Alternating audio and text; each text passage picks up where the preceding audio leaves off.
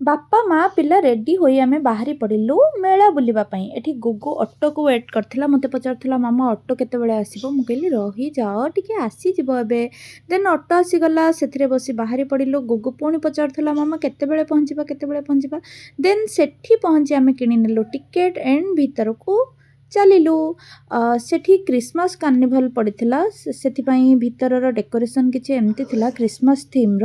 ବହୁତ ସୁନ୍ଦର ଡେକୋରେସନ୍ ହେଇଥିଲା। ସେଠି କିଛି ଫଟୋଜ୍ ଏଣ୍ଡ ଭିଡ଼ିଓଜ୍ ନେଲା ପରେ ମୁଁ ଚାଲିଲି ଭିତରକୁ।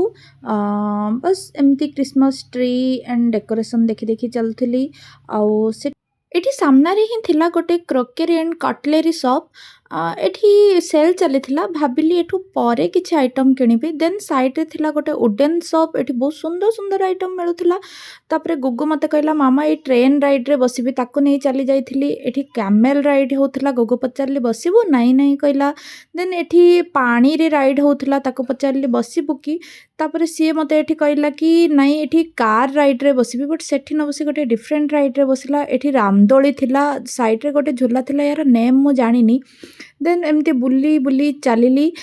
ସାଇଡ଼୍ରେ ଗୋଟେ ହେଉଥିଲା ଏଠି ଡ୍ୟାନ୍ସ ଏଣ୍ଡ ସିଙ୍ଗିଂ ପ୍ରୋଗ୍ରାମ୍, ତ ସେଠି ମୁଁ କିଛି ଟାଇମ୍ ଏନ୍ଜୟ କଲି। କ୍ୟାମେରା ପଛରେ ମୁଁ ଟିକେ ଡ୍ୟାନ୍ସ କରୁଥିଲି। ଦେନ୍ ଏଠି କିଛି କ୍ୟୁଟ୍ କ୍ୟୁଟ୍ କ୍ଲିପ୍ ଏଣ୍ଡ କିଛି ଷ୍ଟଫ୍ କିଣି ଚାଲିଲି ମୁଁ ଖାଇବା ପାଇଁ। ଏଠି ପିଜ୍ଜା ଖାଇଦେଇ ପୁଣି ଫେରି ଆସିଲି। ଏଠି ପରଫ୍ୟୁମ୍ କିଣିଲି, ପରଫ୍ୟୁମ୍ କିଣିଲା ପରେ ପୁଣି ଚାଲିଲି ସେଇ କଟଲେରୀ ସପ୍କୁ। ସେଇଠି ସେଲ୍ ଚାଲିଥିଲା, ମୋ ମନ ତ ସେଇଠି ଥିଲା। ସେଠୁ କିଛି ଆଇଟମ୍ କିଣିଲା ପରେ ଚାଲିଲି ମାର୍ବଲ ସପ୍କୁ। ବହୁତ ସୁନ୍ଦର ସୁନ୍ଦର fountain and marble statue decoration item, ବହୁତ ସୁନ୍ଦର ସୁନ୍ଦର ଆଇଟମ୍ ମିଳୁଥିଲା। ଇଚ୍ଛା ହେଉଥିଲା ସବୁ କିଛି କିଣି ନେବା ପାଇଁ, ବଟ୍ ପ୍ରାଇସ୍ ନା ବହୁତ ହାଇ ଥିଲା ଏଠି। ତ ଗୁଗଲୁ ମୋତେ ଏଠି ପଚାରୁଥାଏ ମାମା ଏଥିରେ କ'ଣ ହୁଏ ସେଥିରେ କ'ଣ ହୁଏ?